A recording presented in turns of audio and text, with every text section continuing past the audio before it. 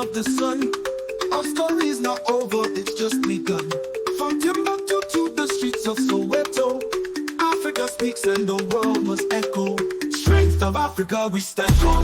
In our declare the truth, we break the wall. Up from the roots to the skies, we rise again. This is our voice, let the world hear men. Strength of Africa TV. Truth by power, we are free. Family, look around Africa. The beauty is undeniable. From the Nile to the Congo, from the Sahara to the Cape, Africa is worth itself. Gold beneath the soil, diamonds in the rocks, oil in the ground, and brilliance in the minds of our people. And yet, despite this overflowing abundance, too many of our children still walk miles for water. Too many mothers give birth in hospitals without electricity. Too many youths sit idle, their dreams held hostage. Why? Why? It's not because Africa lacks resources, not because our people lack intelligence, but because of a deadly system that robs nations from within, kakistocracy. My family, what is kakistocracy? Kakistocracy is a government of the worst, the incompetent, and the self-serving. This is Africa's silent enemy. It is not always loud, but its effects are everywhere. And when kakistocracy joins hands with neocolonialism, the result is decades of stagnation and cycles of dependency. Today, we will uncover how kakistocracy sabotages Africa's progress, how it fuels neocolonial domination, and most importantly, how Africa can rise above it. Good morning, good afternoon, and good evening, depending on where you are at this moment. I'm your host, Adebayo Oladokun, and this is Strength of Africa TV, where truth meets courage, where the past is reawakened, and the future of the motherland is reclaimed. Today's episode is titled Kakistocracy in Africa, the silent enemy of progress. Let's get into it. The most dangerous enemy of Africa is not outside our borders. It is bad leadership within them. Kakistocracy is not just bad governance. It is ruled by the worst of us. A system where greed outshines vision, where power is sought not to serve but to plunder. Do not confuse this with kakitocracy. Kakitocracy is not a mainstream dictionary word, but it is a coined political term that combines khaki, the military uniform, and tocracy, rule or government. Hence, kakitocracy means government or rule by men in khaki uniforms. In other words, ruled by the military. Imagine a nation where the educated are silenced, while the corrupt are rewarded. Imagine a government that thrives on the ignorance of its people, where national institutions bend not to the law, but to the whims of the powerful. This is kakistocracy. A politics of mediocrity, where leadership is neither by merit nor competence, but by manipulation, fear, and bribery. Kakistocracy ruled by the least qualified and most unscrupulous elements. When colonial flags came down, Africa celebrated. But beneath the joy, a trap was being set. Colonial masters understood, though they could live physically, they could still remain economically and politically. This was neo-colonialism, domination without occupation. A system where Africa remains dependent on loans dictated to it by global institutions and exploited by foreign corporations. But here lies the uncomfortable truth. Neo-colonialism survives not by force, but through allies within Africa. Leaders who trade their people's futures for personal gain. Leaders who sign away land, oil, or debt terms that enslave generations. Neo-colonialism and kakistocracy are twins, one external, one internal. Together, they ensure that Africa remains rich in resources, but poor in development. Kwame Nkrumah said, The essence of neocolonialism is that the state which is subject to it is in theory independent. In reality, its economic system and thus its political policy is directed from outside.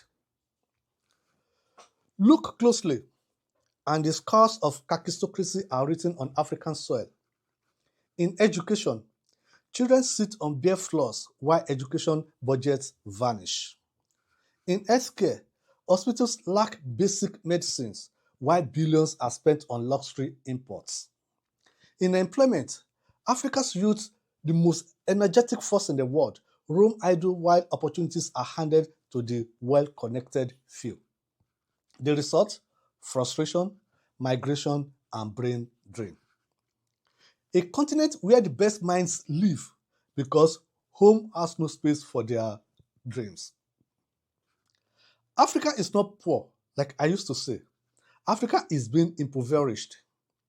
Kakistocracy and neocolonialism are chains that hold us back, but together we can break them. Please let me know your response to this question in the comment section. If you had the power to change just one thing about Africa's leadership or system today, what will it be? My family, Africa is not asleep. Across the continent, people are resisting the grip of kakistocracy.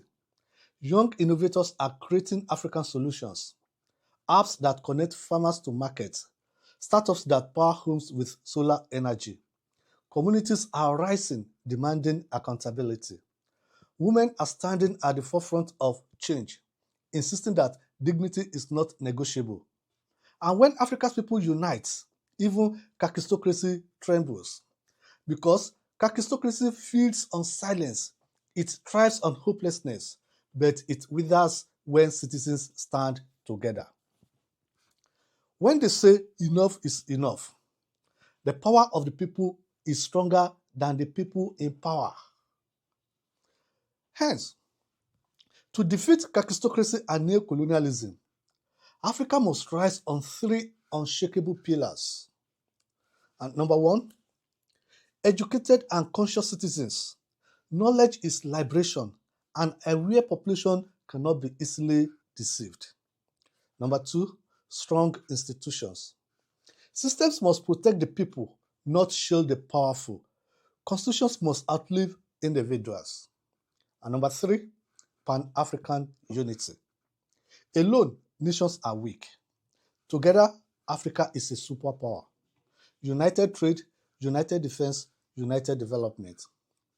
The destiny of Africa does not lie in foreign aid, nor in handouts. It lies in harnessing her people, her land, and her unity. Thomas Sankara said, "He who feeds you controls you." Definitely. Kakistocracy is the storm. Neocolonialism is the chain. But storms pass, chains can be broken. The Africa of tomorrow is waiting to be born. An Africa that feeds itself with dignity. An Africa whose children no longer flee but return to build. An Africa that sets the terms of trade, not just accept them. An Africa where leadership is defined by competence, integrity, and vision. This is not a dream. It is a possibility within our grasp, but it begins with us, the people, we Africans. The question remains, will we accept kakistocracy as our destiny, or will we rise together to claim the Africa we deserve? This is Strength of Africa TV. If you believe Africa can rise, if you believe in her strength and her dignity, if you believe in our unstoppable future, then stand with us. Subscribe, share this message, and let the world know Africa's best chapter has not yet been written. The time is now. The future is Africa. It always seems impossible until it is done. That is according to Nelson Mandela. I still remain your host, Adebayo Oladokun, and this is Strength of Africa TV. If you found value in this conversation, subscribe to our YouTube channel. Follow us on Facebook, Instagram, Spotify, Apple Podcasts, and Deezer. You don't want to miss the next episode, my family. But until then, tell your own story, because Africa's future is written in African ink. My brothers and sisters, stay rooted, stay bold, stay African. And thank you for watching, and see you in the next episode. Bye.